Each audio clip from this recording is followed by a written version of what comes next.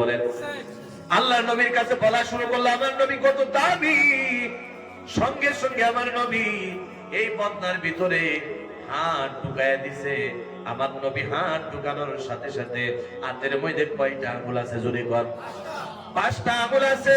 এই যে ওযু করতে এসে হাউজের মধ্যে যখন হাউজ চালু দেয় পানি বের হয় কিনা, আমার নবী যখন বদনার মধ্যে হাত ঢুকাইয়া দিছে, বদনার থেকে হাত বাড়ি করার সাথে সাথে আমার নবীর 5টা আঙ্গুল দিয়া টেপের মতো পানি বের হওয়া শুরু হয়ে গেছে।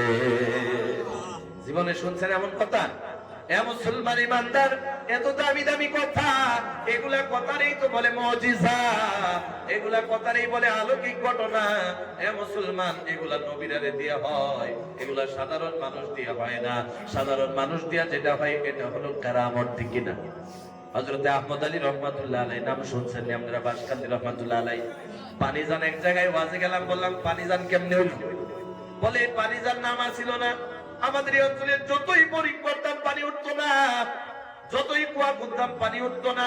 হুজুরের দাওয়াত দিয়ে নিয়ে আসলাম, বললাম হুজুর আপনারে দাওয়াত দেওয়া হলো কারণ হলো একটা, আমাদের অঞ্চলে পানি ওঠে না, আপনি যদি একটু দোয়া করে দিতেন আল্লাহ পানির ব্যবস্থা করে দিত। সুবহানাল্লাহ। কেরামত কারে কয় দেখেন? কেরামতের এই কই পানির উপর দিয়ে দৌড়াইয়া যাবে, পানির বিধি জুতা ভিজবে না। সুবহানাল্লাহ। আমার নবীর জামানা বাদ দিয়া দেন। এই যে আহমদ আলী রহমাতুল্লাহ আলাইহি, তিনার দরবার আল্লাহ বুলন্দ করে দেখ, বলি আমিন। 3-4 দিন আগে আমি তিনার কবরটাকে আমি জিয়ারত করে এসেছি। আল্লাহু আকবার।